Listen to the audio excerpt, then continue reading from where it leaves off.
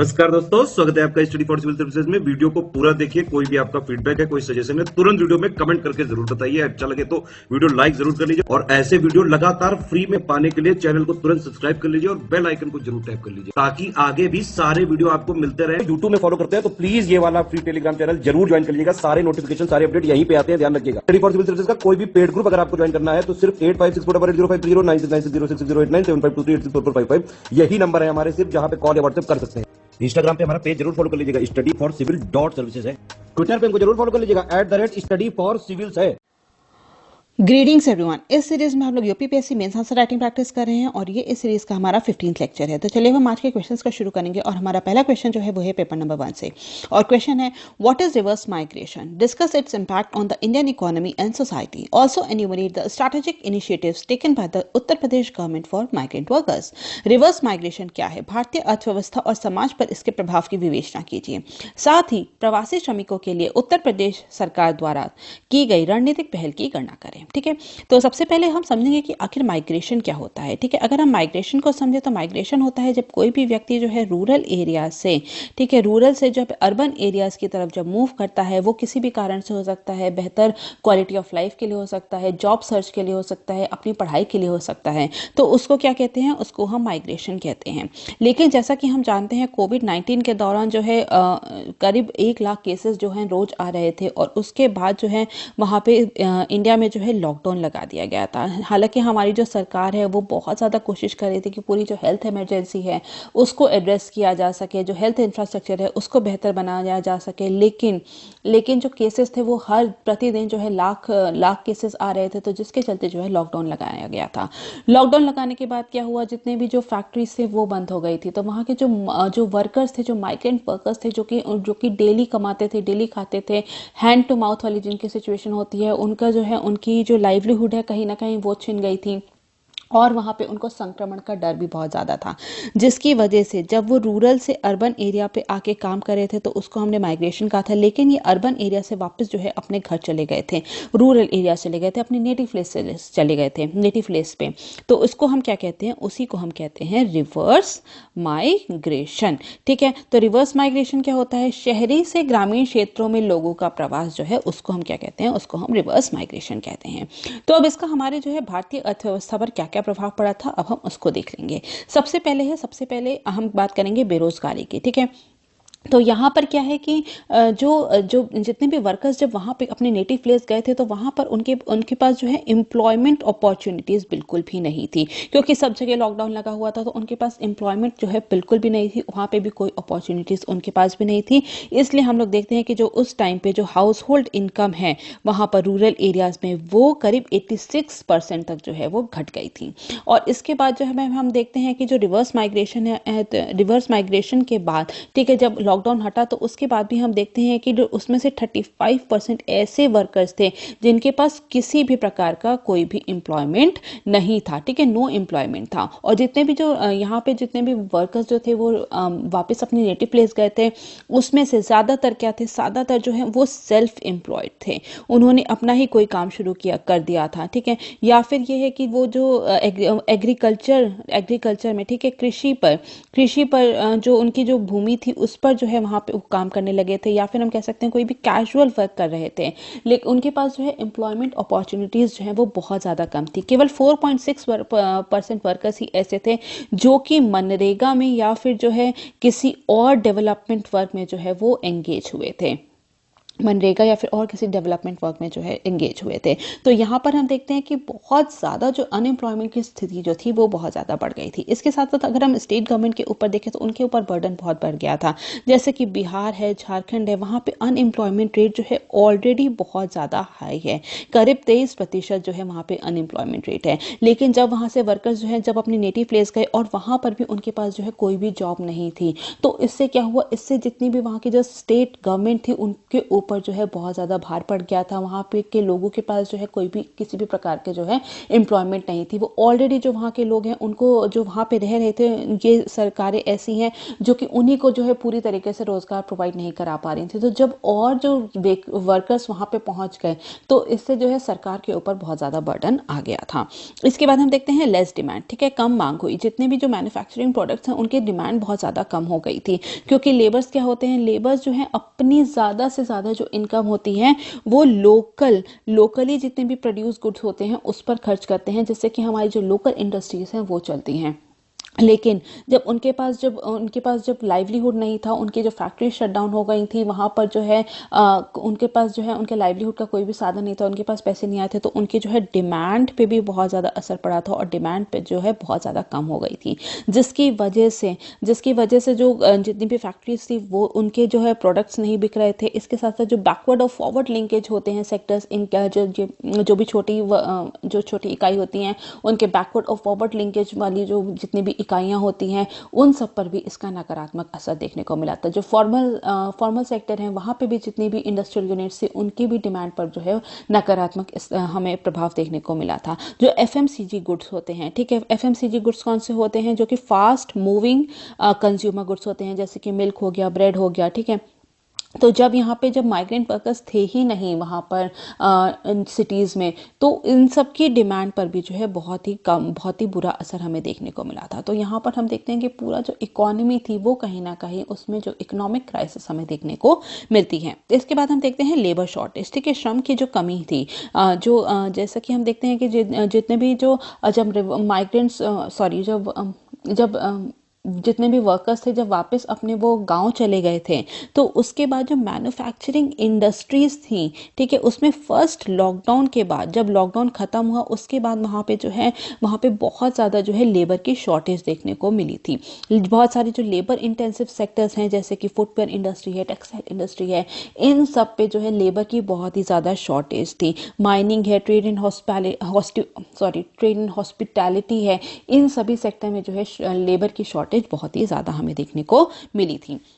इसके बाद हम देखते हैं loss of remuneration to other state, अन्य राज्यों को पारिश्रमिक की हानि हुई थी, ठीक है। क्योंकि यहाँ पर तो है एक तो फैक्ट्रीज जो है वो शट डाउन हो गई थी, ऊपर से जो है लेबर शॉर्टेज भी हो गया था, तो जो है डिमांड कम हो गई थी, तो जितनी भी फैक्ट्रीज थी वो अपने फुल कैपेसिटी पे काम नहीं कर पा रही थी, जिससे कि जो है रेम्यूनरेशन लॉस बहुत ज़्यादा हुआ था। इसके साथ जो है रेमिटेंसेस का बहुत ज़्यादा लॉस हुआ था, ठीक है, रेमिटेंसेस का बहुत ज़्यादा लॉस हुआ था, क्योंकि जैसे सपोज करिए कोई यूपी का एक व्यक्ति है जो कि वहाँ पे महाराष्ट्र में या फिर मुंबई में जाके काम कर रहा है, तो जब वो महाराष्ट्र में काम करेगा तो वहाँ से कुछ पैसे जो है वो अपना जो है यूपी में भी भेजता था अपनी फैमिली को। लेकिन अब यहाँ पे क्या हो गया, जब वो खुद ही वापस चला गया तो उसके पास कोई लाइवलीहुड तो है नहीं, उसके पास कोई आमदनी का साधन तो है नहीं, तो यहाँ पर जो है यूपी में जो रेमिटेंसेस है उसका लॉस हो रहा है। यहाँ पे महाराष्ट्र में अगर जब लेबर वापस नहीं आया तो इनका भी जो है रेम्यूनरेशन लॉस हो रहा है। तो यहाँ पे हम देखते हैं कि जो पैसे थे पारिश्रमिक की जो है बहुत ज़्यादा हानि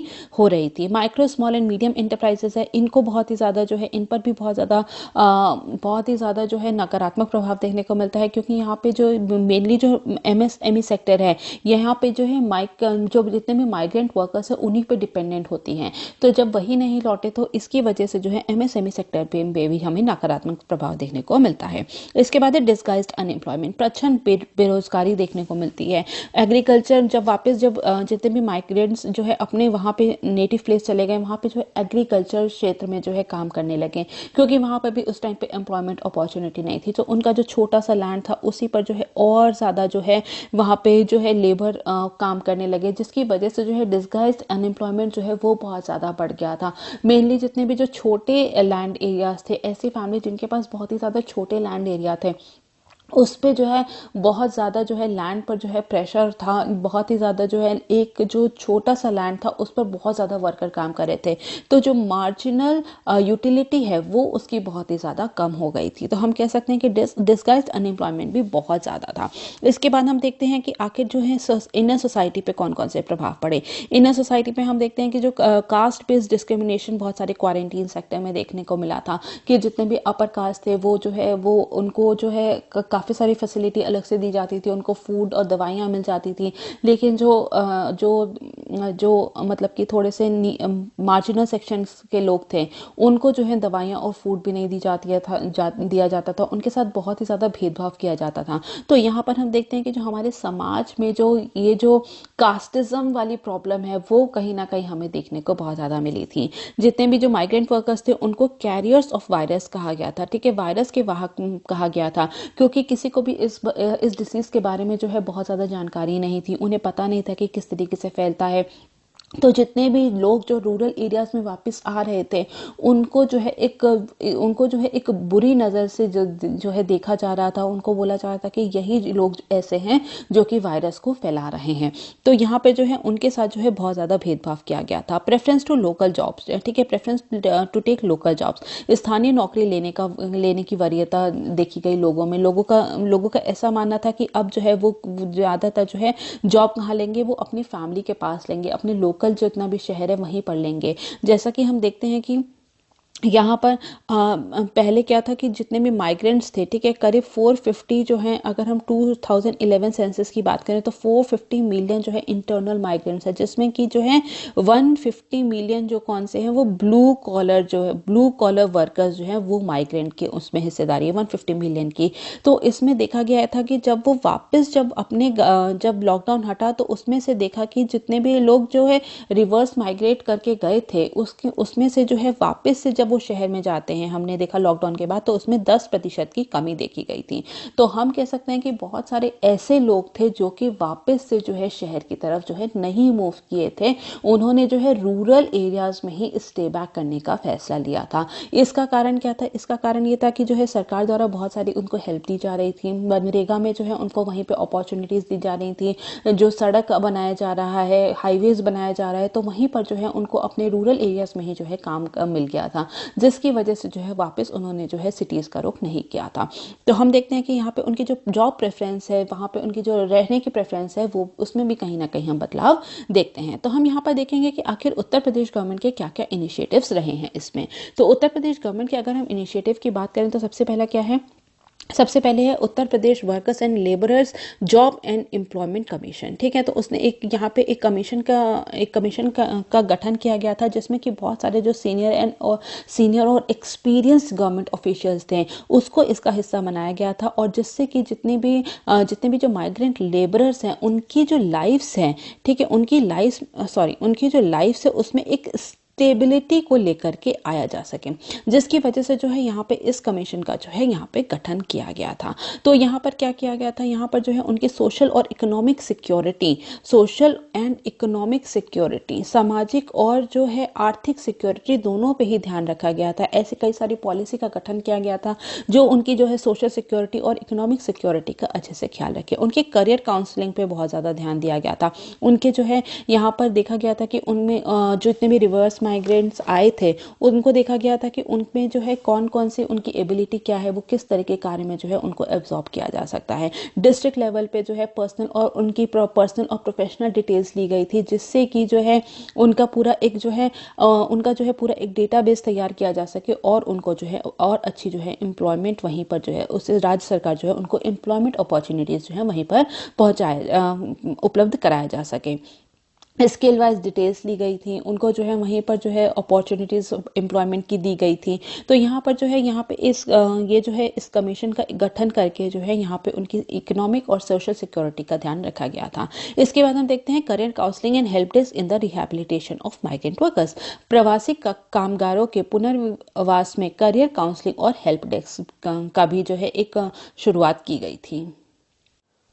तो जितने भी माइग्रेंट्स जब वो नेटिव प्लेस पे आए, तो वहाँ पर आने के बाद जो है उनकी जो है मेंटल है, सोशल है, फाइनेंशियल है, उन सब पर जो है एक बहुत ही ज़्यादा नकारात्मक असर देखने को मिला था। तो उसके वजह से जो है यहाँ पे जो हमारी जो सरकार है, उत्तर प्रदेश सरकार है, उन्होंने एक काउंसलिंग एंड हेल्प डेस्क जो है वो सेटअप किया था, जिससे कि वहाँ पे जितने भी माइग्रेंट वर्कर्स हैं उनकी प्रॉब्लम को है सुलझाया जा सके। उनकी करियर काउंसलिंग के लिए जो है करियर काउंसलिंग पे ज़्यादा ध्यान दिया गया था, ताकि उन्हें जो है मेंटली जो है स्ट्रॉन्ग किया जा सके और उन्हें आगे आने वाले समय में ठीक है, उनको आगे आने वाले समय उनके फ्यूचर के लिए उनको प्रिपेयर किया जा सके। इसके साथ साथ जो है माइग्रेंट लेबरर्स जो थे उनको जो है हेल्प डेस्क के द्वारा जो है हेल्प डेस्क के ज़रिए जो है उनको जो है आने जितनी भी बेनिफिशियरी स्कीम्स थी यूपी में उसके बारे में बताया गया और उन्हें बताया गया कि उनका वो है किस तरीके से जो है लाभ ले सकते हैं, कौन कौन इसके लिए जो है एलिजिबिलिटी क्या है किसी स्कीम के लिए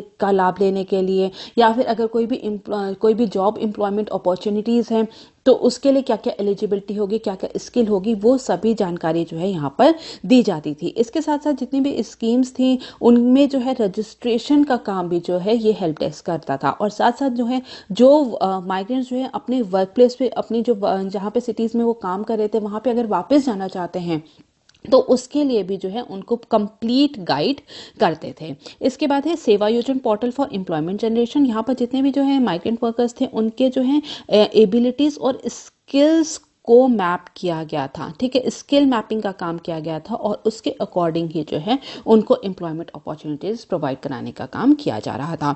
इसके बाद हम देखते हैं इंश्योरेंस स्कीम। कई प्रकार की जो है बीमा योजनाएं भी जो है दी गई थी, जैसे कि हेल्थ इंश्योरेंस है, सीएम जन आरोग्य स्कीम है। तो इसके अंतर्गत जो है जितने भी माइग्रेंट वर्कर्स थे उनको जो है उनका जो है उनके सभी जितने भी उनके जो इंश्योरेंस था उसका भी ख्याल रखा जा रहा था। तो अगर हम पैन इंडिया लेवल पे बात करें, ठीक है, अगर हम पैन इंडिया लेवल पे बात करें तो बहुत ज़्यादा ज़रूरी है, ठीक है, इकोनॉमिक रिकवरी के लिए कि जो जितने भी लेबर्स हैं, ठीक है, जितने भी लेबर्स हैं वो जल्द से जल्द जो है अपने सिटीज़ में जहाँ पे काम कर रहे थे वहाँ पे लौटे, ताकि हमारी जो इकोनॉमिक रिकवरी है वो बहुत ही ज़्यादा जल्दी हो सके। तो इसके लिए जो है कई सारे स्टेप्स उठाए जा सकते हैं, जैसे कि पोर्टेबिलिटी ऑफ दी, ठीक है, पोर्टेबिलिटी है, जितने भी एंटाइटलमेंट्स हैं, जितने भी सोशल वेलफेयर स्कीम्स हैं, पीडीएस सिस्टम है, उसको पोर्टेबल होना जो है बहुत ज़्यादा ज़रूरी है। जैसे कि one nation one ration card, कि जो व्यक्ति जहाँ पर है उसको वहीं पर राशन जो है उपलब्ध कराया जा सके। तो यहाँ पे इस पोर्टेबल स्कीम्स की जो है बहुत बड़ी जो है एक भूमिका है। इसके बाद जो है हम कह सकते हैं कि जो गरीब कल्याण योजना है, ठीक है, जो सरकार जो है गरीब कल्याण योजना लाई थी उससे जो है फाइनेंशियल असिस्टेंस जो है लोगों को देना बहुत ही ज़रूरी है। जहाँ पर जो है वहीं पर उन्हें देना चाहिए ताकि जो सिटीज़ में ही वो स्टे बैक कर सके, और वहाँ पे उनको जो है सब्सिडाइज्ड फूड जो है उसको भी उपलब्ध कराना चाहिए, ताकि जो है रिवर्स माइग्रेशन जैसी स्थिति जो है दोबारा से जो है उत्पन्न ना हो। ठीक है, हमें मनरेगा जो है उसको और स्ट्रेंथन करने की ज़रूरत है, ताकि जो लोग जो जहाँ पर हैं उनको वहीं पर जो है काम उपलब्ध कराया जा सके। ऐसे जो अगर ऐसा देखा गया है कि जितने भी जो रिवर्स माइग्रेंट कर रहे थे वर्कर्स, उनमें जो है इकोनॉमिक फैक्टर्स, उनमें जो आर्थिक तंगी थी वो फैक्टर जो था वो केवल जो है 33.2% का काम कर रहा था, लेकिन जो उनके अंदर जो एक भय था संक्रमित होने का, ठीक है, वो 35.6% था। ठीक है, तो यहाँ पर हम देख सकते हैं कि जो उनमें जो भय था वो ज़्यादा था, एक आर्थिक तंगी से ज़्यादा। तो इसलिए जो है उनको जो है बहुत तरीके के उनके हेल्थ पर ध्यान रखना बहुत ज़्यादा ज़रूरी है। जैसा कि आईएमएफ ने भी कहा है कि इनको जो है फाइनेंशियल असिस्टेंस देनी बहुत ज़्यादा ज़रूरी है, इंक्लूडिंग जो है उनके हेल्थ पर ध्यान देना बहुत ज़रूरी है, इंक्लूडिंग जो है उनके वैक्सीनेशन पे, ठीक है, वैक्सीनेशन पे भी ध्यान देना बहुत ज़रूरी है, ताकि जो लोग जहाँ पर हैं, जहाँ पे सिटीज़ में हैं वहीं पर रहें, ताकि जो हमारी जो इकोनॉमिक रिकवरी है वो बहुत ही ज़्यादा जल्दी हो सके, और हमारे जो इकोनॉमी पे जो बुरा प्रभाव देखने को मिल रहा है रिवर्स माइग्रेशन की वजह से, उसको हम कम कर सकें। ठीक है, इसके बाद अब हम देखेंगे नेक्स्ट क्वेश्चन को, जो कि है पेपर नंबर 2 से, और क्वेश्चन है briefly explain the problems faced by the sanitation workers in India and suggest measures to address the issues related to their safety and welfare. भारत में सफाई कर्मचारियों के सामने आने वाली समस्याओं का संक्षेप में वर्णन कीजिए और उनकी सुरक्षा और कल्याण से संबंधित मुद्दों के समाधान के उपाय सुझाइए। ठीक है, तो अब हम इस क्वेश्चन को यहाँ पर पूरा देख लेंगे।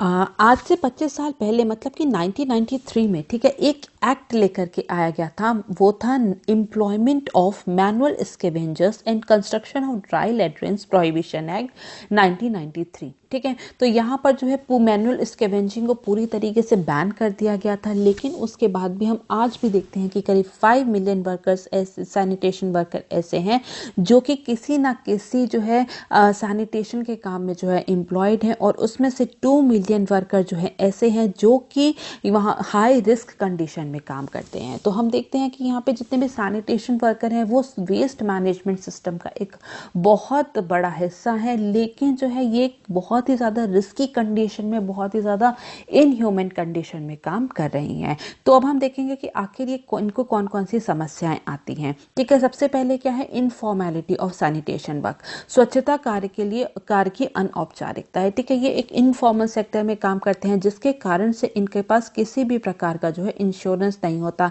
हेल्थ इंश्योरेंस नहीं है, लाइफ इंश्योरेंस नहीं है, कुछ भी नहीं है। और यहाँ पर हम देखते हैं कि इनके पास किसी भी प्रकार की सोशल प्रोटेक्शन नहीं है, सोशल सिक्योरिटी इनको नहीं दी जाती है। ठीक है, पीपीई किट जो होती है उसका भी इनको पास जो है इनकी पहुँच नहीं थी। यहाँ पे ड्यूरिंग कोविड-19 हम देखते हैं कि जितने भी कोविड पॉजिटिव हाउस होल्ड थे, वहाँ से कूड़ा उठाने का, वहाँ से गार्बेज उठाने का इनका काम था। साथ साथ जो है बहुत सारे जो कोविड पॉजिटिव जो पेशेंट्स हैं जिनकी डेथ हो गई थी, उनकी बॉडी को डिस्पोज करने का भी काम था। लेकिन यहाँ पर उनको पीपीई किट जो है वो मुहैया नहीं कराई गई थी। ठीक है, तो यहाँ पर हम देखते हैं कि इनफॉर्मल सेक्टर में काम करने की वजह से जो है इनकी हेल्थ पर बहुत ज़्यादा जो है ध्यान नहीं दिया जाता, हेल्थ इंश्योरेंस नहीं होता, इनकी सिक्योरिटी पे जो है बहुत ज़्यादा ध्यान नहीं दिया जाता है। इसके बाद हम देखेंगे प्रॉब्लम ऑफ सीवेज की बहुत ज़्यादा समस्या आती है, क्योंकि जो क्या होते हैं, सीवेज लाइंस जो होती है कई बार उसे डायरेक्ट जो है वाटर ड्रेन्स के साथ कनेक्ट कर दिया जाता है, जिसके कारण जो है यहाँ पे जो है कई बार जो देखा गया है कि जो ड्रेन्स होते हैं वो जो है क्लॉग हो जाते हैं, चोक हो जाते हैं, जिसको कि ह्यूमन इंटरवेंशन से ही साफ किया जा सकता है।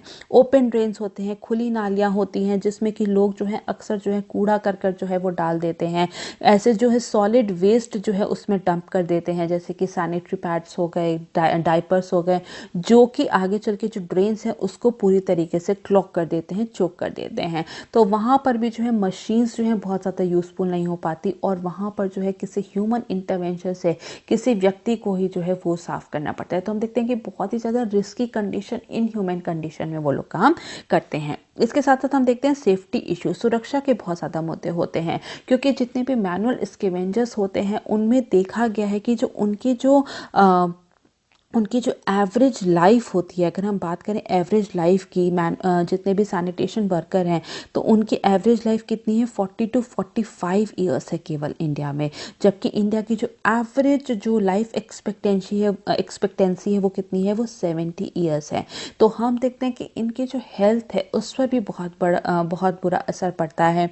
यहाँ पे उनकी लॉन्ग टर्म जो हेल्थ इश्यूज उनको बहुत ज़्यादा देखने पड़ते हैं, यहाँ तक कि कई बार जो है एक्सीडेंटल डेथ्स भी होती हैं। तो यहाँ पे जितने भी, जब वो ह्यूमन एक्सक्रीटा साफ करते हैं, ह्यूमन एक्सक्रीटा जबकि इनक्लोज्ड स्पेस में एक बंद जगह पे होता है, तो उससे बहुत सारी जो है पॉइजनस गैसेस जो है वो रिलीज होती हैं, जैसे कि मीथेन हो गया, हाइड्रोजन सल्फाइड है, कार्बन मोनोऑक्साइड है, सल्फर डाइऑक्साइड है, अमोनिया है, जिसके कारण से उनकी हेल्थ जो है उस पर बुरा असर पड़ता है। कई बार वो जो है अनकॉन्शियस हो जाते हैं, और कई बार जो है उनकी डेथ भी हो जाती है इन पॉइजनस गैसेस की वजह से। तो यहाँ पर जो है उनके सेफ्टी पे बहुत ज़्यादा ध्यान नहीं दिया जाता। जब भी जैसे कि उन्हें अगर कोई भी सेप्टिक टैंक वगैरह अगर साफ़ करने होते हैं तो उनको जो है ऑक्सीजन सिलेंडर्स नहीं उपलब्ध कराए जाते, टॉर्चेस उपलब्ध नहीं कराए जाते हैं। जो वर्कर काम करते हैं उनकी कंप्यूटर से मॉनिटरिंग भी नहीं की जाती है, जिसकी वजह से हम देखते हैं कि बहुत सारी जो है डेथ्स भी हो जाती हैं मैनुअल स्कैवेंजर्स की। इसके साथ साथ हम देखते हैं कि जितने भी यहाँ पे एक सर्वे हुआ था, ठीक है, सर्वे हुआ था, उसमें जितने भी जो सैनिटेशन वर्कर थे उन्होंने बताया था कि उन्हें किसी भी प्रकार का जो है राइट टूल्स जो है वो नहीं दिया जाता है। राइट टूल्स जो है क्लीनिंग के लिए उनको किसी भी प्रकार का नहीं दिया जाता है। और यहाँ पे अगर हम बात करें, एक और सर्वे हुआ था उसमें ऐसा पाया गया था कि जो 2/3 कोविड-19 के दौरान मतलब जितने भी सैनिटेशन वर्कर थे उनको 2/3 ऐसे वर्कर्स थे जिनका सर्वे किया गया था जिनके पास किसी भी प्रकार की जो है ट्रेनिंग नहीं थी कोविड-19 को स्पेशली लेकर। ठीक है, तो उनको जो है उनके ट्रेनिंग पे बिल्कुल भी ध्यान नहीं दिया जाता। उन्हें किसी प्रकार का जो है मास्क, ग्लव्स जो है या फिर सोप, सैनिटाइजर कुछ भी जो है उपलब्ध नहीं कराया गया था। तो हम देखते हैं कि यहाँ पे उनके सेफ्टी के साथ बहुत ज़्यादा जो है कॉम्प्रोमाइज़ किया जाता है। इसके बाद हम देखेंगे लैक ऑफ एजुकेशन। ठीक है, लैक ऑफ एजुकेशन है यहाँ पे जो है बहुत मतलब कि हम देखते हैं कि जितने भी जो सैनिटेशन वर्कर्स होते हैं वो जो है अंडर प्रिविलेज क्लासेस से आते हैं, और हम कह सकते हैं कि एक जो है विशेष जाति के लोग ही जो है मोस्टली जो है सैनिटेशन वर्कर होते हैं। उनके पास एजुकेशन नहीं होती है, उनके पास जो है अपने उनकी हेल्थ तक उनकी जो है हेल्थ फैसिलिटी तक उनकी पहुंच नहीं होती है। बहुत सारे जो है जॉब्स हैं या फिर हम कह सकते हैं हाउसिंग है, उनकी उन तक पहुंच नहीं होती, उनको उनके राइट्स के बारे में भी पता नहीं होता है, जिसकी वजह से जो है वो अपने अपने जो है और ऑल्टरनेटिव्स जो हैं या फिर अपने हक के लिए जो है वो लड़ नहीं पाते हैं। ऐसा WHO ने, ठीक है, WHO ने ये बताया था कि जो है 1/3 सैनिटेशन ऐसे हैं जो कि किसी ना किसी प्रकार का जो है वायलेंस का शिकार हुए हैं, और 1/2 वर्कर्स ऐसे हैं जो कि जो है अनटचेबिलिटी या फिर डिस्क्रिमिनेशन का शिकार हुए हैं। तो यहाँ पे इनके जो कंडीशन है, इनके जो हम कह सकते हैं जो सोशल कंडीशन है, वो बहुत ही ज़्यादा जो है हम कह सकते हैं कि बहुत ही ज़्यादा जो है कमज़ोर है। इसके बाद हम देखते हैं कि मैनुअल स्कैवेंजिंग। ठीक है, मैनुअल स्कैवेंजिंग जो है यहाँ पर ये भी बहुत बड़ा मुद्दा बना हुआ है। मैनुअल स्कैवेंजिंग होती है कि मतलब कि जो कोई व्यक्ति द्वारा जो है किसी भी जो है ह्यूमन एक्सक्रीटा को जब साफ किया जाता है तो उसको कहते हैं मैनुअल स्कैवेंजिंग। तो यहाँ पे नेशनल कमीशन ऑफ सफाई कर्मचारी जो है उसने बताया था कि करीब जो है 55,000 व्यक्ति आज भी जो है मैनुअल स्कैवेंजिंग में जो है वहाँ पे एम्प्लॉयड हैं, वो काम करते हैं, जिसमें से कि करीब 30,000 वर्कर्स जो हैं वो यूपी में हैं। ठीक है, जिसकी वजह से जो है वो जब ये काम करते हैं तो उनकी जो है कई बार जो है डेथ भी हो जाती है। और तमिलनाडु में जो है सबसे ज़्यादा हाईएस्ट डेथ जो है रिकॉर्ड की गई है मैनुअल स्कैवेंजिंग के दौरान। और कई बार ऐसा होता है कि जब मैनुअल स्कैवेंजिंग के दौरान जो है उनकी डेथ होती है, लेकिन उन्हें किसी भी प्रकार का जो है उनकी फैमिली को कंपनसेशन नहीं दिया जाता है। ठीक है, इसके बाद हम देखते हैं लो पे। ठीक है, बहुत सारे ऐसे म्यूनिसिपैलिटी सैनिटेशन वर्कर हैं जिनको कि बहुत ही कम पे पे जो है रखा जाता है, और किसी भी प्रकार के जो है क्लीनिंग फैसिलिटीज़, ठीक है, क्लीनिंग फैसिलिटीज़ जो है उनके पास नहीं होती है, किसी भी प्रकार की क्लीनिंग फैसिलिटीज़ नहीं होती। मोस्टली क्या होते हैं, मोस्टली जो है डेली वेज पे काम करते हैं या फिर कॉन्ट्रैक्ट बेसिस पे काम करते हैं। ठीक है, कॉन्ट्रैक्ट बेसिस पे काम करते हैं, तो जिसके लिए जो उनकी इनकम जो है वो बहुत ही ज़्यादा अनसर्टेन होती है कि आज काम है कल है कि नहीं। तो इनकम अनसर्टेन है, कोई रेगुलर इनकम नहीं है हम कह सकते हैं, और जो है उनको पे जो किया जाता है वो भी बहुत ज़्यादा कम किया जाता है। केवल ये कास्ट बेस्ड जो है यहाँ पे जो है कास्ट बेस्ड ही नहीं है, जबकि ये जेंडर बेस्ड भी हम इसको कह सकते हैं, क्योंकि इसमें 90% जो हैं वो वुमेन एम्प्लॉयड हैं। सैनिटेशन 90% कौन है, वो वुमेन है। तो हम ये कह सकते हैं कि ये जेंडर बेस्ड भी है। तो अब हम यहाँ पर देखते हैं कि यहाँ पर सरकार यहाँ पर कि कौन कौन से उपाय किए जा सकते हैं। ठीक है, तो सबसे पहले है टेक्नोलॉजी। ठीक है, बिना टेक्नोलॉजी के यूज़ के, ठीक है, हम कोई भी हम जो है यहाँ पर अच्छे से जो है मतलब कि हम कह सकते हैं कि बिना टेक्नोलॉजी के यूज़ के जो मैनुअल स्कैवेंजिंग जैसी जो मेनेस है, प्रॉब्लम है, उसको हम लोग ख़त्म नहीं कर सकते हैं। तो टेक्नोलॉजी का यूज़ यहाँ पे बहुत ही ज़्यादा इम्पॉर्टेंट हो जाता है। जैसा कि Hyderabad metropolitan water supply and sewerage board जो है उसने जो है वहाँ पे जो है मिनी जेटिंग मशीन्स का यूज़ किया जाता है। ठीक है, मिनी जेटिंग मशीन्स का जो है यूज़ किया जाता है, जहाँ पर कि जो है जो पतली पतली नालियाँ होती हैं या फिर चोक्ड सीवर पाइप्स होते हैं उसको जो है साफ़ करने के लिए काम किया जाता है। बंदीकूट रोबोट जो है, ठीक है, बंदीकूट रोबोट जो है उसका इस्तेमाल किया जाता है सीवर मैनहोल्स को क्लियर करने के लिए, ठीक है, उसकी सफाई के लिए। तो यहाँ पे हम टेक्नोलॉजी के यूज से जो है मैनुअल स्कैवेंजिंग जैसी प्रॉब्लम को हटा सकते हैं। Manual scavengers and their rehabilitation act 2013, ठीक है, इसके द्वारा जो है पूरी तरीके से जो है किसी भी प्रकार की मतलब कोई भी एजेंसी हो या फिर इंडिविजुअल हो, वो पूरी तरीके से इस पर बैन लगाया गया था कि कोई भी एजेंसी या फिर इंडिविजुअल है वो किसी भी प्रकार के लिए जो है किसी भी व्यक्ति को जो है एम्प्लॉय नहीं कर सकते मैनुअल मैनुअल स्कैवेंजिंग के लिए। तो हम कह सकते हैं कि यहाँ पे कंप्लीटली बैन कर दिया गया था मैनुअल स्कैवेंजिंग को, लेकिन आज भी जो है ये बहुत ही व्यापक रूप पे जो है मैनुअल स्कैवेंजर्स जो है वो काम कर रहे हैं। तो हम कह सकते हैं कि इसको ठीक से इम्प्लीमेंट करने की ज़रूरत है। ऑल्टरनेट प्रोफेशन, वैकल्पिक पेशा उनके लिए जो है यहाँ पे एक लेके आना चाहिए, ताकि जो है वो लोग ये काम ना करें। मतलब कि जितनी भी गवर्नमेंट है उनको जो है जो भी मैनुअल स्कैवेंजर्स हैं उनको जो है एक अलग तरीका जो है वोकेशन में ट्रेनिंग देनी चाहिए, जैसे कि गार्डनिंग हो गई, इलेक्ट्रीशियन हो गया, प्लम्बिंग के काम में जो है उनको जो है ट्रेनिंग देनी चाहिए, ताकि वो अपना एक ऑल्टरनेट प्रोफेशन जो है वो बना सकें। बायोमेडिकल वेस्ट मैनेजमेंट, जैव चिकित्सा जो है अपशिष्ट प्रबंधन होना चाहिए। यहाँ पे कोविड-19 का जितना भी वेस्ट होता है उसको अलग करना चाहिए। जितना भी सोर्स पे ही जो है वेस्ट को जो है सेग्रीगेट अलग अलग कर देना चाहिए, ताकि जो है जो भी सैनिटेशन वर्कर के जो हेल्थ पे बुरा प्रभाव पड़ता है उसको हम लोग कम कर सकें। इसके बाद मास अवेयरनेस एंड बिहेवियर चेंज, ठीक है, जितने भी लोग हैं उनको जो है उनको जो है जन जागरूकता करनी बहुत ज़्यादा ज़रूरी है। उनके व्यवहार में जो है परिवर्तन लेकर के आना बहुत ज़्यादा ज़रूरी है, तभी जो है हम मैनुअल स्कैवेंजिंग जैसी जो समस्या है उससे निजात पा सकते हैं। सुप्रीम कोर्ट ने कहा था कि जितने भी जो ऐसे जो सैनिटेशन वर्कर हैं या फिर मैनुअल स्कैवेंजर्स हैं जिनकी की डेथ हुई है, उनकी फैमिली को जो है 10 लाख रुपीज़ जो है उसको जो है मुआवजा देना चाहिए। तो यहाँ पे ताकि हम जो है उनकी फैमिली को कहीं ना कहीं सपोर्ट कर सके, उनकी फैमिली को हम लोग किसी ऑल्टरनेट प्रोफेशन में ट्रेनिंग लेने के लिए जो है वहाँ पे हम उनको असिस्ट कर सकें। स्वच्छ भारत मिशन है, जहाँ पर कि जो है टॉयलेट को कंस्ट्रक्ट करने पे जोर दिया गया था, और वहाँ पे जोर दिया गया था कि जो है ऑन साइट जो है सैनिटेशन सिस्टम भी होना चाहिए, जैसे कि सेप्टिक टैंक्स हो गए, पिट्स हो गए। अमृत 2 है, जहाँ पे कि जो है सेफ ट्रीटमेंट ऑफ वेस्ट की बात की गई थी, और हम कह सकते हैं कि जो सैनिटरी टॉयलेट्स हैं उनको बिल्ड करने को जो है प्रायोरिटी दी गई थी, ताकि जो सैनिटेशन वर्कर हैं कहीं ना कहीं हम उनके कल्याण की बात कर सकते हैं। तो ज़रूरी है जितने भी लिबरेटेड मैनुअल स्कैवेंजर हैं उनको किसी ना किसी तरह की जो है सोशल सिक्योरिटी स्कीम, ठीक है, सोशल सिक्योरिटी स्कीम या फिर हम कह सकते हैं सोशल वेलफेयर स्कीम के साथ जोड़ा जाना चाहिए, ताकि ये वापस से उसी प्रोफेशन में ना जाएं और उनका जो है कहीं ना कहीं हम उनको एक समाज में जो है और उनकी बेहतर पोजीशन कर सकें। तो ठीक है, इसके बाद हम नेक्स्ट क्वेश्चन देखेंगे।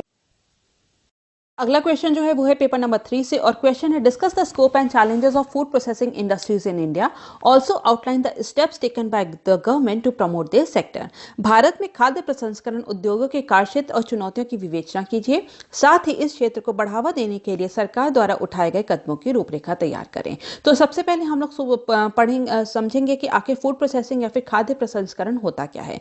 खाद्य प्रसंस्करण जो है एक ऐसा मेथड होता है जिसमें कि जितने भी जो कृषि उत्पाद हैं उनकी लाइफ को जो है और ज्यादा बढ़ाया जाता है, उनमें कुछ ना कुछ बदलाव किया जाता है जिससे कि वो खाने योग्य उनको किया जा सके, या फिर जो है भोजन के एक रूप या अन्य रूपों में उसे परिवर्तन किया जा सके।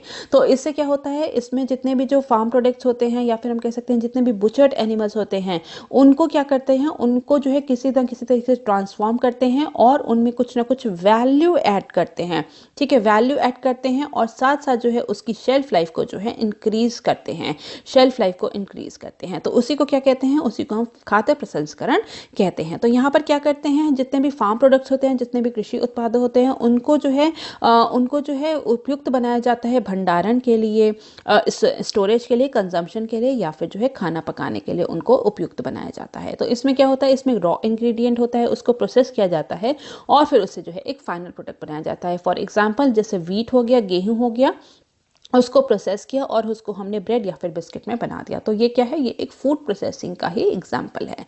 तो यहाँ पर हम देखेंगे कि आखिर इंडिया में इस इंडस्ट्री का जो है क्या क्या स्कोप है। तो सबसे पहले हम देखते हैं कि यहाँ पे रिसोर्स एडवांटेज बहुत ज़्यादा है, संसाधन लाभ जो है इंडिया में बहुत ज़्यादा है। यहाँ पे इंडिया जो है कई ऐसे जो है कृषि उत्पादन में या फिर जो है बहुत सारे ऐसे प्रोडक्ट्स में जो है इंडिया जो है उसका बहुत ही ज़्यादा मेजर प्रोड्यूसर है। यहाँ पर जो है जो जैसे कि हम हम देखते हैं कि कई सारी चीज़ें ऐसी हैं, जैसे मिल्क प्रोडक्शन है, उसमें इंडिया नंबर 1 है। सेकेंड लार्जेस्ट प्रोड्यूसर है फ्रूट्स एंड वेजिटेबल्स में, जो है सेकेंड रैंक है ऑल ओवर इंडिया इसकी। तो हम यहाँ पे देखते हैं कि इंडिया में जो रिसोर्सेज हैं, रॉ मटेरियल रिसोर्सेज हैं, वो बहुत ही ज़्यादा है। यहाँ पर जो है क्रॉप जो है वो बहुत ज़्यादा प्रोड्यूस होते हैं। तो हम जो क्रॉप प्रोड्यूसर की जो हमारी जो छवि है, उसको हमें बढ़ाकर क्या करना है, क्रॉप सप्लायर का जो है यहाँ पे अपनी छवि को और आगे बढ़ाना है। तो यहाँ के इंडिया की जो जोग्राफिकल कंडीशन है, क्लाइमेटिक कंडीशन ऐसी है जिससे कि यहाँ पर जो है बहुत तरह के क्रॉप्स उगाए जाते हैं, डाइवर्सिफाइड क्रॉप्स उगाए जाते हैं। और इंडिया में जो है यहाँ की जो वास्ट कोस्टल लाइन है, ठीक है, वास्ट कोस्टल लाइन है, यहाँ पर जो है मरीन प्रोडक्ट्स भी बहुत ज़्यादा है।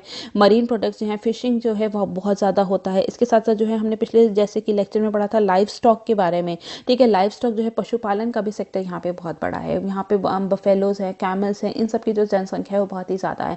तो हमारे पास जो रिसोर्सेज हैं वो बहुत ज़्यादा है। तो हम अगर उसको हम ठीक ढंग से उपयोग करें उसका, तो हमारे फूड प्रोसेसिंग सेक्टर जो है उसको विस्तार करने में हमें बहुत ही ज़्यादा जो है मदद मिलेगी। इसके बाद हम देखते हैं एम्प्लॉयमेंट जनरेशन, रोजगार सृजन, ठीक है, रोजगार पहुंचाने में लोगों को बहुत ज़्यादा मदद करता है। जैसे कि हम देखते हैं कि टोटल जो है 16% ऑर्गेनाइज्ड सेक्टर में, ठीक है, और करीब 30% जो है अनऑर्गेनाइज्ड सेक्टर में जो है जो लोग जो हैं यहाँ पर इसी में जो है फूड प्रोसेसिंग इंडस्ट्रीज में जो है एम्प्लॉयड हैं।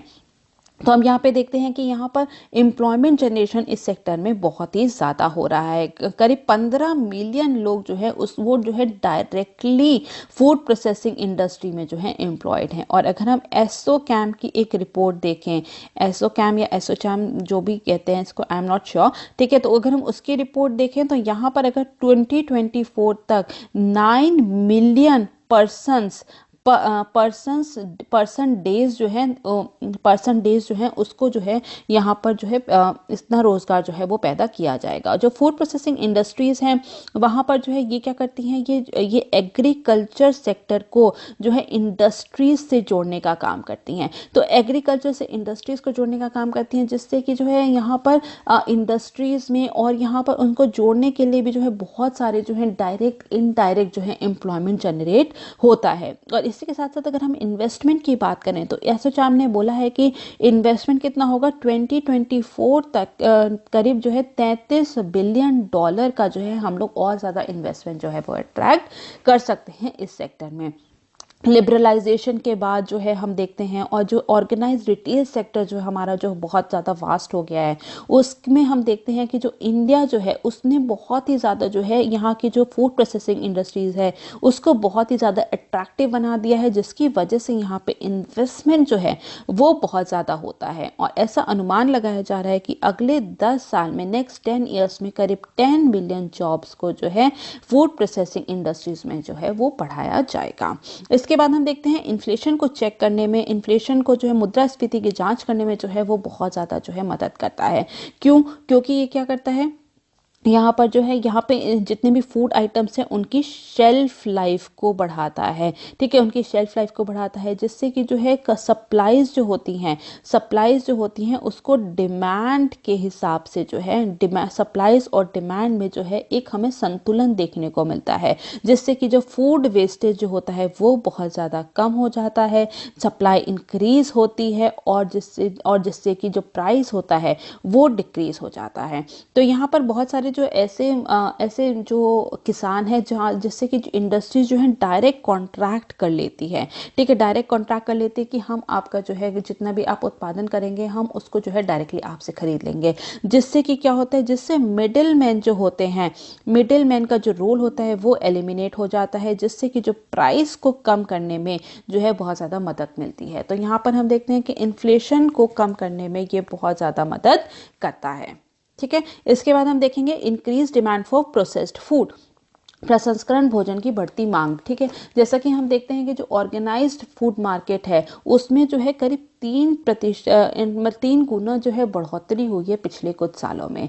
जो यहाँ पर हम देखते हैं कि जो लाइफस्टाइल हो रहा है, चेंज हो रहा है, ठीक है। मेनली जो अर्बनाइजेशन है, अर्बनाइजेशन बढ़ रहा है, जितने भी अर्बन एरियाज में जितने भी लोग रह रहे हैं उनका लाइफस्टाइल चेंज हो रहा है, न्यू जो है मिडिल क्लास जो है वो आ रही है, तो जिसकी वजह से उनकी प्रेफरेंसेस चेंज हो रही है, और प्रेफरेंसेस जो है उनके जो है फूड प्रोसेसिंग जितने भी उत्पादन है उसकी तरफ जा रही है। तो यहाँ पर जो है उसको डिमांड जो है उसको पूरा करने के लिए जो है फूड प्रोसेसिंग इंडस्ट्रीज में यहाँ पर बहुत ही ज़्यादा स्कोप है। और इंडिया की अगर हम बात करें, इंडिया की जो फूड एंड ग्रोसरी मार्केट है, ठीक है, फूड एंड ग्रोसरी मार्केट है, तो वो विश्व में जो है वो 6ठे नंबर पे है। तो हम यहाँ पे देखते हैं कि लोगों की डिमांड जो है प्रोसेस्ड फूड की वो बहुत ही ज़्यादा है। इसके बाद हम देखेंगे रिसिलियंस, लचीलापन, ठीक है। यहाँ पे जो है जैसे कि हम जानते हैं कि जो फूड की जो डिमांड होती है वो इनइलास्टिक होती है, ठीक है। लोगों की जो डिमांड है फूड के लिए वो ज़्यादा जो है वो इधर उधर नहीं होती है। तो जिसकी वजह से हमने देखा था कि 2008 और 2009 में जो फाइनेंशियल पूरा क्राइसिस आया था, इकोनॉमिक स्लोडाउन आया था, उसके बाद भी जो फूड प्रोसेसिंग इंडस्ट्रीज़ है उस पर जो है बहुत ज़्यादा असर नहीं पड़ा था। लास्ट ईयर अगर हम लॉकडाउन की बात करें, लॉकडाउन में भी जो है बहुत ज़्यादा जो है इंडस्ट्रीज मैन्युफैक्चरिंग यूनिट पे जो है बहुत ज़्यादा जो है नकारात्मक असर देखने को मिला था, लेकिन फूड प्रोसेसिंग इंडस्ट्रीज पे जो है वो यहाँ पे बहुत ज़्यादा असर देखने को हमें नहीं मिला था। तो रिसिलियंस जो है इस इंडस्ट्री का वो बहुत ही इस सेक्टर को जो है अट्रैक्टिव बनाता है, जिससे कि जो है लोग बहुत ज़्यादा इसमें इन्वेस्टमेंट करने के लिए राजी हैं। इसके बाद हम देखते हैं एक्सपोर्ट पोटेंशियल, निर्यात क्षमता बहुत ही ज़्यादा है। अगर हम देखते हैं तो जो है वर्ल्ड में पूरे वर्ल्ड में जो है इंडिया की जो है 5th रैंक है अगर हम बात करें प्रोसेस्ड फूड के एक्सपोर्ट में, ठीक है। प्रोसेस्ड फूड एक्सपोर्ट में जो है इंडिया की कौन सी रैंक है, वो 5th है। तो हम यहाँ पे देखते हैं कि जो एक्सपोर्ट पोटेंशियल है वो बहुत ज़्यादा है। 2018-19 की बात करें, जो कि लास्ट आंकड़े जो अवेलेबल हैं 2018-19 में, इंडिया से जो है करीब $35 बिलियन का जो है प्रोसेस्ड फूड जो है वो एक्सपोर्ट हुआ था, जो कि इंडिया का जो टोटल एक्सपोर्ट है उसका जो है 10.7% है। तो इसलिए हम कह सकते हैं कि ये फॉरेन एक्सचेंज का बहुत ज़्यादा सोर्स है। जैसे कि हम देखते हैं कि जो मिडिल ईस्टर्न रीजन जो है, ठीक है, वहाँ पर जो है बासमती राइस जो है वो बहुत एक्सपोर्ट होता है। और यहीं हम बात करें जो फ्रूट्स एंड वेजिटेबल की, तो 2018-19 में करीब जो है $1.3 बिलियन का जो है फ्रूट्स एंड वेजिटेबल जो है एक्सपोर्ट किया गया था। तो हम यहाँ पे देखते हैं कि जो स्कोप है वो बहुत ज़्यादा है फूड प्रोसेसिंग इंडस्ट्री का। इसके साथ साथ जो है इंडिया में जो है न्यूट्रिशनल सिक्योरिटी पे भी काम करने के लिए बहुत ही ज़्यादा मदद मिलती है। न्यूट्रिशनल सिक्योरिटी पे जैसे कि जो है बहुत सारे ऐसे फार्म प्रोडक्ट्स होते हैं जिसको कि फोर्टिफाई किया जाता है, जिसमें कि कुछ मिनरल्स ऐड किए जाते हैं, जैसे कि विटामिन हो गया, आयरन हो गया, जिंक हो गया, इन तरीके के जो है प्रोसेस करके फार्म प्रोडक्ट्स को प्रोसेस करके ये सब जो है विटामिन मिनरल्स को ऐड किया जाता है, जिसकी वजह से यहाँ की जो न्यूट्रिशनल डेफिशिएंसी है लोगों में उसको भी कहीं ना कहीं हमें ख़त्म करने में जो है मदद मिल सकती है। तो अब हम देखेंगे कि आखिर इस पूरे सेक्टर के चैलेंजेस क्या क्या हैं, चुनौतियाँ क्या क्या हैं। तो सबसे पहले हम बात करेंगे कलेक्शन ऑफ रॉ मटेरियल्स की। कच्चे माल का संग्रहित करने में जो है बहुत ज़्यादा दिक्कतें आती हैं, क्योंकि यहाँ पर जो है रॉ मटेरियल का जो कॉस्ट होता है वो बहुत ही ज़्यादा हाई होता है। हाई क्यों होता है? क्योंकि यहाँ पे इंडिया में जो उत्पादकता है, प्रोडक्टिविटी जो है वो बहुत ज़्यादा कम होती है। जो जितने भी एग्रो इकोनॉमिक पॉलिसीज़ हैं वो बहुत अच्छी नहीं है, जिसके कारण से जो रॉ मटेरियल का जो प्राइसेस हैं वो बहुत ज़्यादा हाई होते हैं। इसके साथ साथ हम देखते हैं कि जो इंडिया में जो है एक रिपोर्ट के मुताबिक जो है 86% जो है वो कौन है, स्मॉल एंड मार्जिनल फार्मर्स हैं, ठीक है, सीमांत और जो छोटे फार्मर्स हैं वो हैं। तो उनसे अगर जो है रॉ मटेरियल को इकट्ठा करना है तो यहाँ पर जो है वो बहुत ही ज़्यादा जो है कम्बरसम टास्क होता है। तो जिसके कारण से जो रॉ मटेरियल को कलेक्ट करने का जो पूरा टास्क है वो जो है एक बहुत बड़ी चुनौती बना हुआ है। इसके बाद हम देखते हैं क्लाइमेटिक फैक्टर्स, ठीक है, जलवायु कारक बहुत ज़्यादा है, क्योंकि इंडिया का जो एग्रीकल्चर सेक्टर है वो मेनली किस पे डिपेंडेंट है, वो रेनफॉल पे डिपेंडेंट है। बहुत ही ज़्यादा जो इरीगेशन फैसिलिटी जो है वो बहुत ही ज़्यादा कम है, और साथ साथ जो है कुछ ऐसे जोग्राफिकल फिकल कंडीशंस होते हैं जैसे कि एल नीनो है, ला नीना है, जो कि हमारे जो रेनफॉल पैटर्न को जो है बहुत ज़्यादा डिस्टर्ब करते हैं। ठीक है, एल नीनो के दौरान जो है ड्रॉट वाली कंडीशन देखी जाती है, ला नीना के दौरान जो है यहाँ पे फ्लड वाली कंडीशन देखी जाती है। तो जिसके कारण जो है हमारी जो क्लाइमेटिक कंडीशन है, जलवायु कंडीशन जो है वो हर समय जो है बदलती रहती है, और जिसका कि पूरा प्रभाव किस पे पड़ता है, वो एग्रीकल्चर सेक्टर पे पड़ता है। और अगर इस दौरान जो है क्रॉप फेलियर हुआ, या फिर जो है यहाँ पे अगर हम देखें कि अगर जो क्रॉप जो है अगर सड़ जाती है, खराब हो जाती है, पेस्ट ने अगर उस पर पेस्ट अगर हमला करता है, तो जिसकी वजह से जो है क्रॉप पूरी खराब हो जाती है, तो हमारे पास जो रॉ मटेरियल होता है वो नहीं होता है। और अगर रॉ मटेरियल ही नहीं होगा तो फूड प्रोसेसिंग इंडस्ट्री में हम लोग क्या देंगे, जो कि वहाँ पे रॉ मटेरियल का काम करते हैं।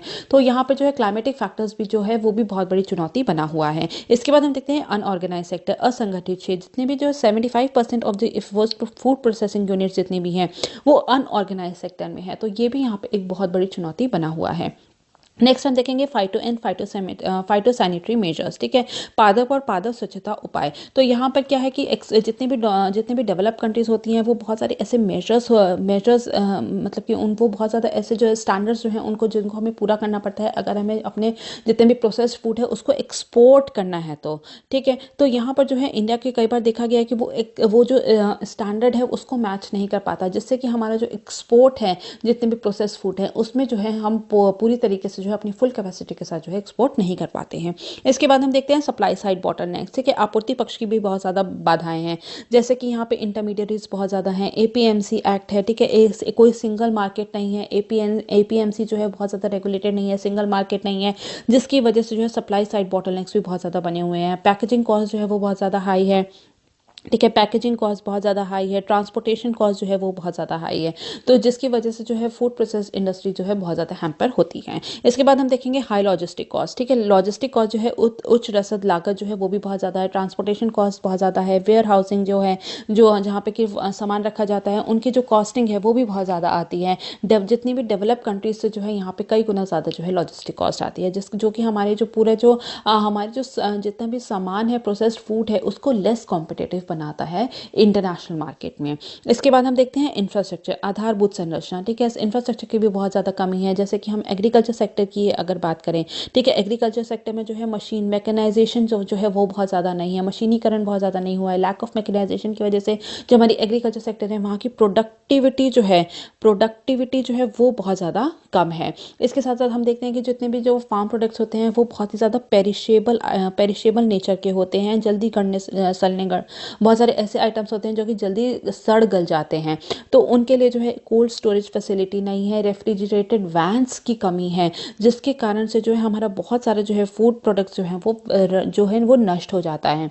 और कई ऐसी जगहें हैं जहाँ पे कि ऑल वेदर रोड्स नहीं है, वहाँ पे कोई कनेक्टिविटी नहीं है, जिससे कि जो प्रोसेस्ड फूड है उनकी सप्लाई नहीं हो पाती, और साथ साथ जो है वहाँ से जो है रॉ मटेरियल भी इकट्ठा करने में बहुत ही ज़्यादा मुश्किल होती है। 30% जो हमारे जो एग्रीकल्चर प्रोडक्ट हैं वो जो है ट्रांसपोर्टेशन में ही जो है वेस्ट हो जाते हैं, और ऐसा देखा गया है कि 5 से 15% तक जितने भी फ्रूट्स एंड वेजिटेबल्स हैं वो जो है वो वेस्ट हो जाते हैं। तो यहाँ पर जो है हमारे जो देश हैं वहाँ पे जो है जितने भी फार्म प्रोडक्ट्स हैं उनका वेस्टेज भी बहुत ज़्यादा होता है। इसके साथ साथ हम देखते हैं कि जो डिमांड है, ठीक है, जो डिमांड है वो भी केवल जो है अर्बन एरियाज तक ही मोस्टली जो है रिस्ट्रिक्टेड है, क्योंकि यहाँ पर डिमांड कहाँ बढ़ रही है, वो अर्बन एरियाज में ही बढ़ रही है, तो यहाँ पे इसकी जो डिमांड है वो भी बहुत ज़्यादा रिस्ट्रिक्टेड है। इसके बाद हम देखेंगे कि आखिर जो है सरकार द्वारा जो है कौन कौन सी पहल की गई है, सरकार के इनिशिएटिव्स क्या क्या है।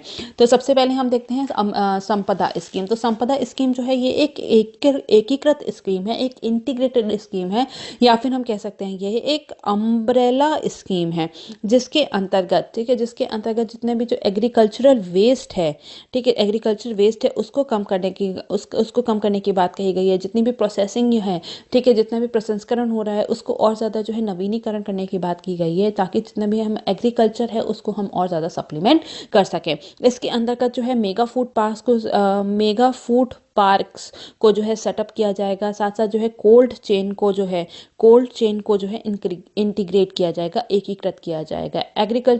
एग्रो प्रोसेसिंग यूनिट्स जो हैं, या फिर हम कह सकते हैं कि जो इतने भी एग्रीकल्चर प्रोसेसिंग क्लस्टर्स जो हैं उनमें जो है इंफ्रास्ट्रक्चर डेवलपमेंट किया जाएगा। और साथ साथ जितना भी जो फॉरवर्ड एंड बैकवर्ड लिंकेजेस हैं उसको भी और ज़्यादा स्ट्रेंथन किया जाएगा और ज़्यादा मजबूत किया जाएगा।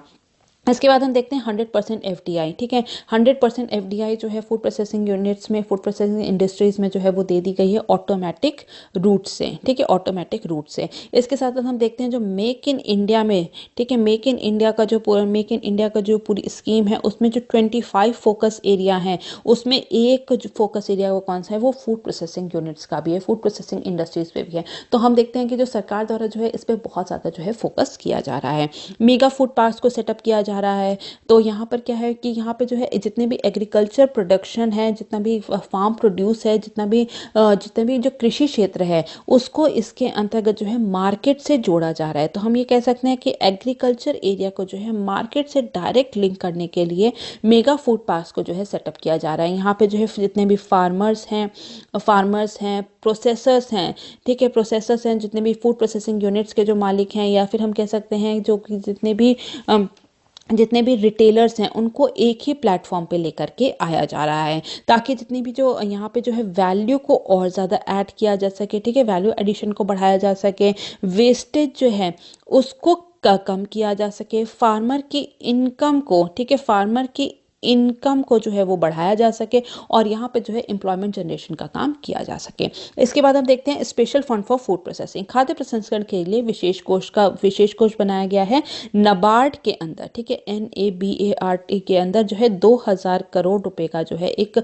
स्पेशल फंड बनाया गया है। ये कब बनाया गया था, ये सन 2014-15 में बनाया गया था, ताकि जितनी भी फूड प्रोसेसिंग यूनिट्स हैं उनको जो है क्रेडिट दिया जा सके, अफोर्डेबल क्रेडिट दिया जा सके, मतलब कि कम दर पे उनको जो है लोन दिया जा सके। और जितने भी जो फूड पार्क्स है, मेगा फूड पार्क्स हैं, वहाँ पे जितने भी लोग हैं उनको जो है कम दर पे जो है लोन दिया जा सके। इसके बाद हम देखेंगे national mission on food processing.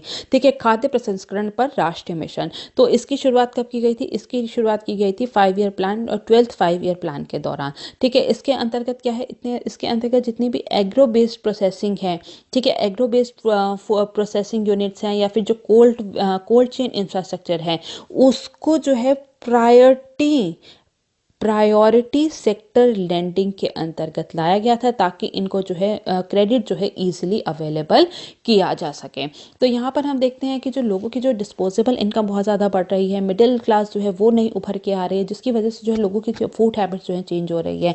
Rapid urbanisation की वजह से जो है हमारा फूड प्रोसेसिंग इंडस्ट्री जो है वो बहुत ज़्यादा ग्रो कर रहा है। तो हमें बहुत ज़्यादा चीज़ें, ऐसे भी बहुत सारे चैलेंजेस हैं जिस पर कि हमें यहाँ पे ध्यान आकर्षित करना चाहिए। जैसे कि जो फूड क्वालिटी है वो बहुत ही ज़्यादा हमें अच्छी करनी चाहिए। 2018 में एक सर्वे हुआ था जिसमें से केवल 21% पैकेज्ड फूड जो था वो ही सेफ पाया गया है कंजम्पशन के लिए। तो यहाँ पर हम देखते हैं कि हमारा जो क्वालिटी ऑफ प्रोसेस्ड फूड है उसको हमें बढ़ाने की बहुत ज़्यादा ज़रूरत है। जो जितनी भी टेक्नोलॉजी है उसको अपग्रेड करने की ज़्यादा ज़रूरत है, ताकि जो है हम इंटरनेशनल स्टैंडर्ड को जो है हम वहाँ पर उसको इंटरनेशनल स्टैंडर्ड को जो है पा सकें, और जो है हमें एक्सपोर्ट करने में बहुत ज़्यादा मदद मिले।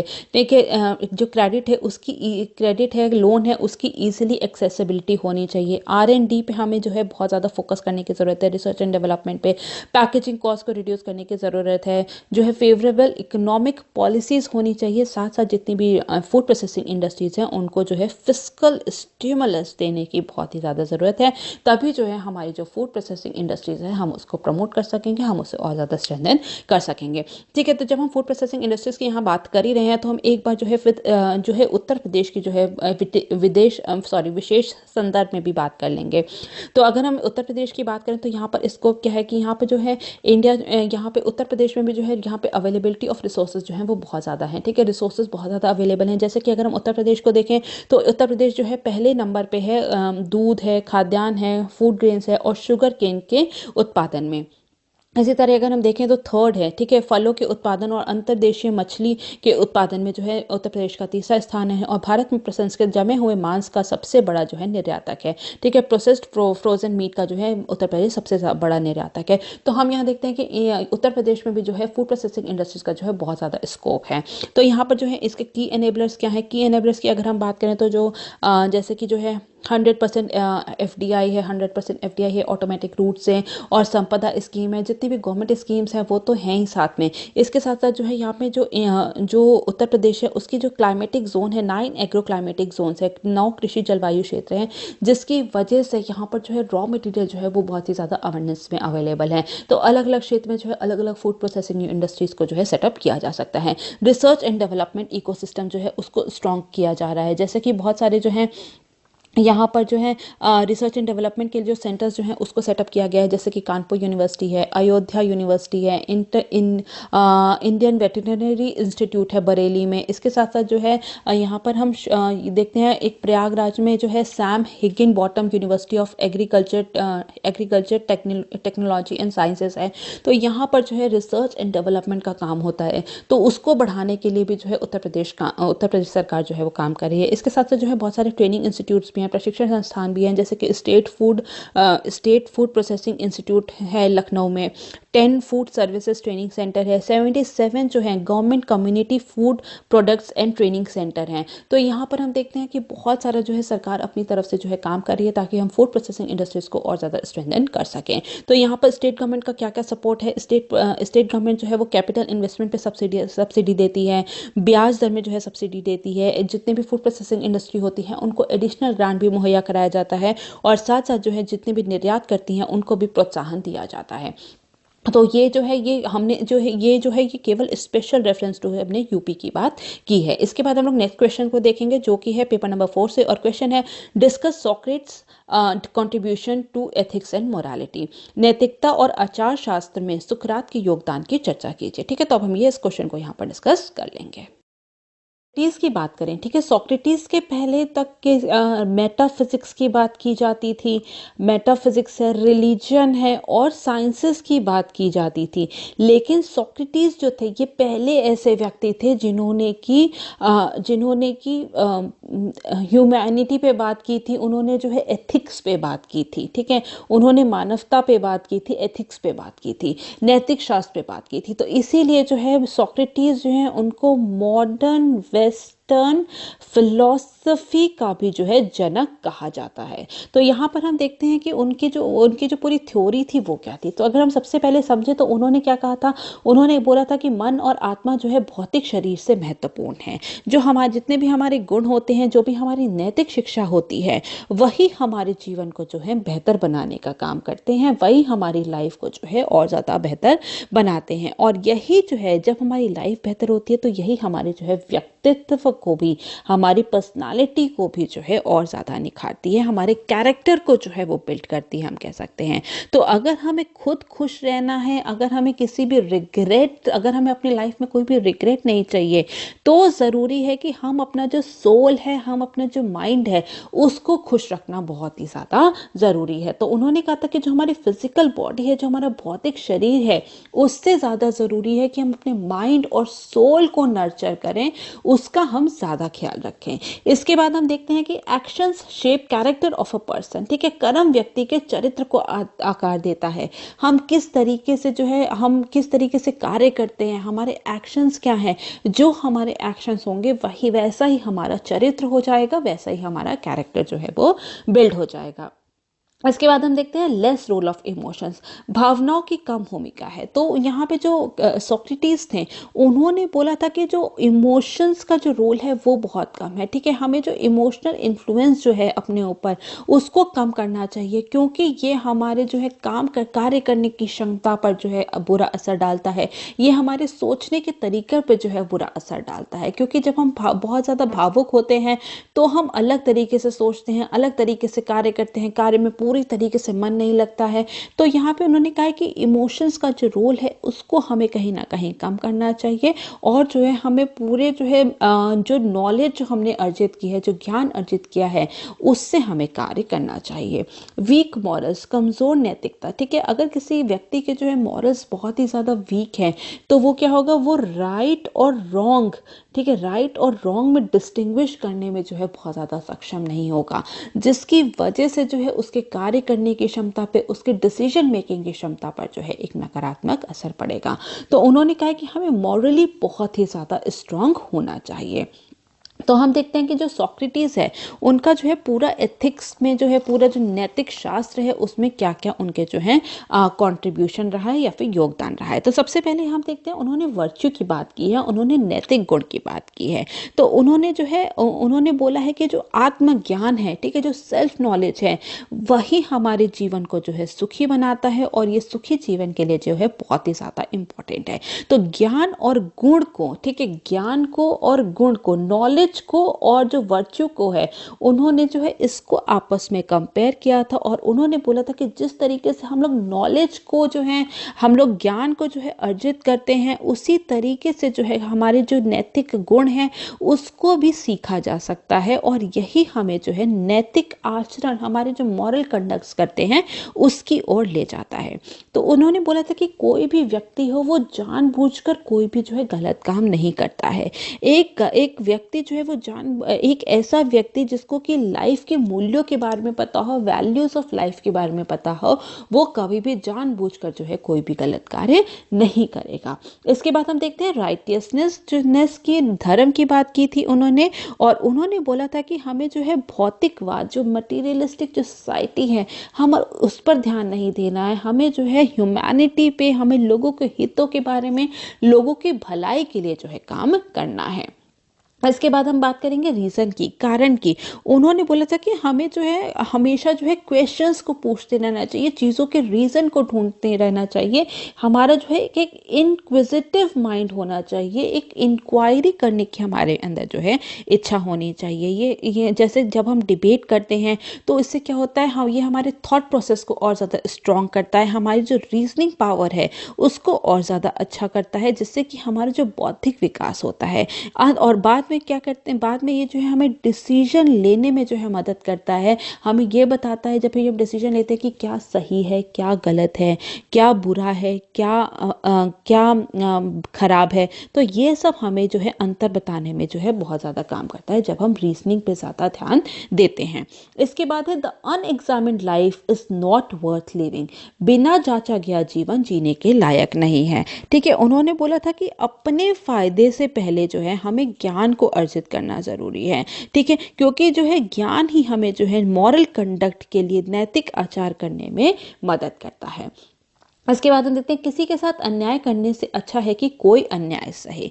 ठीक है, अगर इसमें क्या है कि जब भी हम किसी के साथ इनजस्टिस करते हैं या अपराध करने से पहले जो है हमें सोचना चाहिए कि जो है ये हमारी जो है कि हमारी जो है सोल को इससे तकलीफ होती है। तो जब भी हम किसी को अपराध करते हैं, किसी के प्रति अपराध करते हैं या इनजस्टिस करते हैं, तो उससे तकलीफ हमारी सोल को होती है। और उन्होंने बोला था कि हमारी जो सोल है वो बहुत ही ज़्यादा इंपॉर्टेंट है, तो सोल को तकलीफ नहीं देनी है। तो इसीलिए अगर हमसे कभी भी अपराध हो भी जाए, इनजस्टिस हो भी जाए, तो हमें जो है पनिशमेंट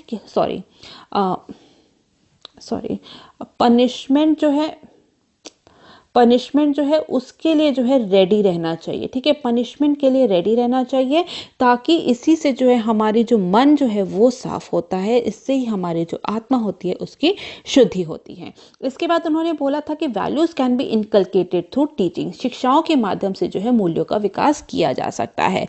तो जैसे कि हम ज्ञान अर्जित करते हैं, इसी तरीके से जो है हमारी जो नैतिक मूल्य हैं हम इसको भी अर्जित कर सकते हैं। तो इसके लिए जो है उन्होंने स्कूल की जो टीचिंग्स हैं उसके ऊपर जो है बहुत ज़्यादा ध्यान दिया था कि जितने भी वैल्यूज़ हैं उनको जो है इनको जो है बच्चों में या फिर यंग एडल्ट्स में जो है शिक्षा के द्वारा जो है उनके अंदर जो है वैल्यूज़ को इनकलकेट किया जा सकता है।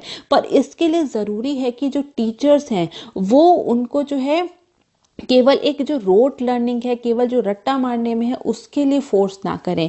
एक प्रॉपर जो है डिबेट होनी चाहिए चीज़ों की, एक ओपन एंडेड कन्वर्सेशन होना चाहिए दोनों के अंदर, और जो है यहाँ पे एक दूसरे को क्वेश्चन करना चाहिए कि क्यों, मतलब कि हमें रीज़न ढूंढना चाहिए हर चीज़ का, जिससे कि जितने भी बच्चे हैं उनका बौद्धिक विकास हो सके, उनको जो है सही और गलत समझने में तभी ज़्यादा मदद मिलेगी। तो यहाँ पे हम कह सकते हैं कि जितना भी अगर कोई भी व्यक्ति जो है कोई भी व्यक्ति जो है वो अच्छा ही करने की कोशिश करता है, लेकिन कभी अगर गलत करता है तो क्यों करता है? क्योंकि वो अनजाने में करता है, या फिर उसे उस चीज़ के बारे में पता नहीं होता, लैक ऑफ नॉलेज की वजह से जो है वो कोई भी गलत काम करता है। तो यहाँ पे उन्होंने नॉलेज अर्जित करने पर जो है बहुत ही ज़्यादा ध्यान दिया था, कि जब हम नॉलेज अर्जित करते हैं वही जो है हमारा जो नॉलेज है, हमारे जो नॉलेज है, और मतलब नॉलेज और गुण को उन्होंने जो है आपस में जोड़ा था, उसको कंपेयर किया था, और उन्होंने कहा था कि जो हमारे वर्च्यूज़ हैं वो नॉलेज से ही आते हैं, और उसी से जो है हमें मॉरल कंडक्ट करने में जो है मदद मिलती है। ठीक है, so that is all for now, thank you so very much.